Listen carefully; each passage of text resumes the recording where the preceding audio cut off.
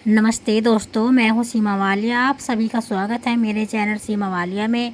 तो कैसे हो दोस्तों? आई होप आप सब ठीक होंगे, अच्छे होंगे। तो चलिए दोस्तों, आज इस वीडियो में हम जानेंगे हरतालिका व्रत से संबंधित।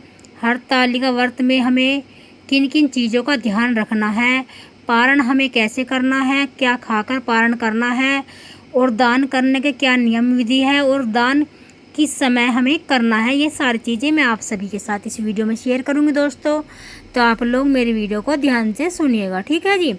तो शुरू करते हैं। तो दोस्तों, मैं आपको बता दूं, हरतालिका तीज का जो है, कुछ लोग तो शाम के समय ही पारण कर लेते हैं, जैसे कि अपना व्रत खोल लेते हैं, पानी पी लेते हैं, फल खा लेते हैं, और कुछ लोग अगले दिन पारण करते हैं। और पारण से पहले दोस्तों, हमें दान करना बहुत ज़रूरी होता है कि हरतालिका तीज में हमें दान करना ज़रूरी होता है। इसके यही नियम विधि है दोस्तों, कि जो भी चीज़ हम पूजा में अर्पित करते हैं, चढ़ाते हैं, तो हमें उनका दान ज़रूर करना चाहिए। इस तरह हमारा व्रत संपन्न होता है दान करने से। और व्रत खोलने का दोस्तों, जैसे कि कुछ घरों में तो लोग हलवा पूरी खाकर अपना व्रत खोलते हैं, व्रत का पारण करते हैं। और कुछ लोग चावल का आटे का जो सत्तू होता है उसमें चीनी मिला लेते हैं, और आटे को घी में भूनकर उसमें चीनी मिला लेते हैं, और फिर उसे आंचल में रख लेते हैं, आंचल में रख कर फाँक लेते हैं। इस तरह से भी व्रत का पारण करते हैं, व्रत खोल लेते हैं, और हलवा पूरी खाकर भी पारण करते हैं। तो सभी घरों के नियम जो है अलग अलग है दोस्तों। तो हमें अपने घर का नियम देखते हुए अपने व्रत का पारण करना चाहिए, अपना व्रत खोलना चाहिए।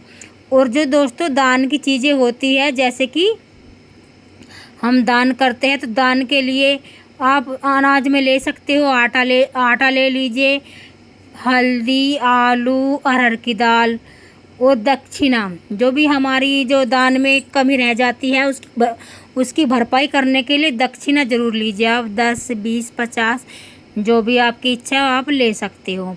और फलों में, जैसे कि फलों में ज़रूरी है दोस्तों खीरे को हम सर्गी में खाते भी हैं, और खीरे की पूजा भी करते हैं। इस व्रत में खीरे का बहुत अधिक विशेष महत्व है, तो खीरे का दान हमें ज़रूर करना चाहिए। खीरे का दान करना चाहिए। केला, सेब, अमरूद, फल में आप ये फल ले सकते हो। और जी, सुहाग की चीज़ें भी दान करती हैं, दान करनी ज़रूरी है दोस्तों। जिन बहनों ने पहली बार ये व्रत किया है, तो उनके लिए तो अनिवार्य है एक नई साड़ी का दान करना।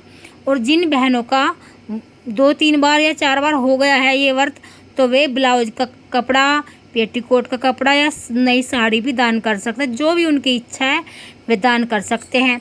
और सुहाग की चीज़ें, जैसे कि हम सुहाग के श्रृंगार में कंघी ले लीजिए, शीशा ले लीजिए, नेल पॉलिश, बिंदी का पत्ता, और जी जो क्षमता हो आपकी, बिछुए भी दान कर सकते हैं।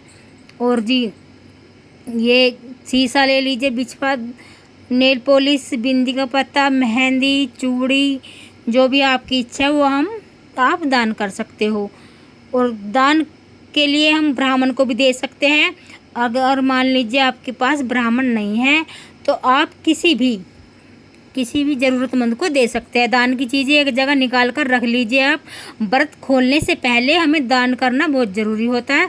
तो ये सारे काम हम सुबह में करते हैं, 27 तारीख को करेंगे पारण करने से पहले। कुछ लोग सूर्योदय से पहले पारण कर लेते हैं दोस्तों, और कुछ लोग जो है पारण सूर्योदय के बाद करते हैं। तो जैसे कि हम व्रत खोलने से पहले दान करते हैं, सारी चीज़ों को आप रख लीजिए, और अपने हाथ से सभी चीज़ों को छू लीजिए।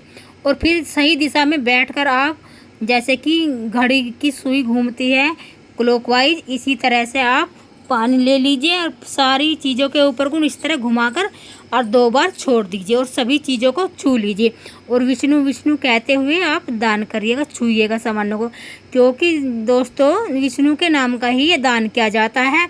और दान करने के बाद मान लीजिए आप उस दिन देने में सक्षम नहीं हैं, आपके पास कोई ब्राह्मण नहीं है या कोई भी नहीं है दान लेने के लिए, तो आप वो दान रख लीजिए, अगले दिन भिजवा दीजिए मंदिर में। और मंदिर में नहीं है तो जैसे कि आपके पास कोई ज़रूरतमंद आदमी है, आस पड़ोस का है, कोई ले ले जिसे बुरा ना लगे, तो आप उसे भी दे सकते हो।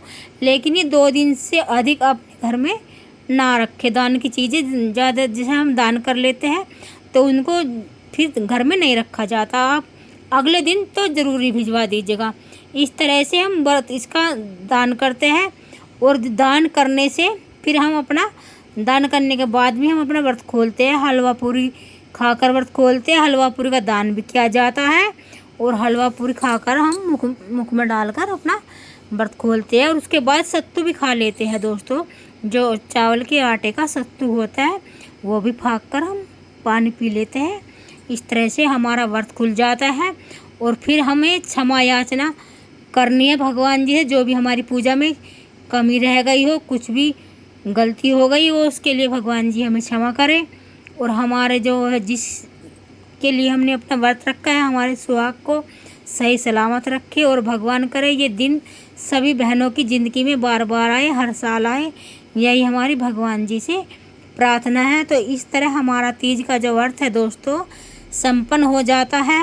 और ये जो तीज का व्रत है, अगर मान लीजिए आपकी पहली बार तीज आती है मायके से लड़की के पीहर से तीज आती है और किसी के यहाँ नहीं आती, तो वे जो हमने दान के लिए साड़ी निकाली है ना दोस्तों, वो साड़ी आप ले भी सकते हो और नहीं तो नहीं ले सकते हो। नई खरीद के दान ज़रूर करना चाहिए। नई साड़ी का ही दान किया जाता है।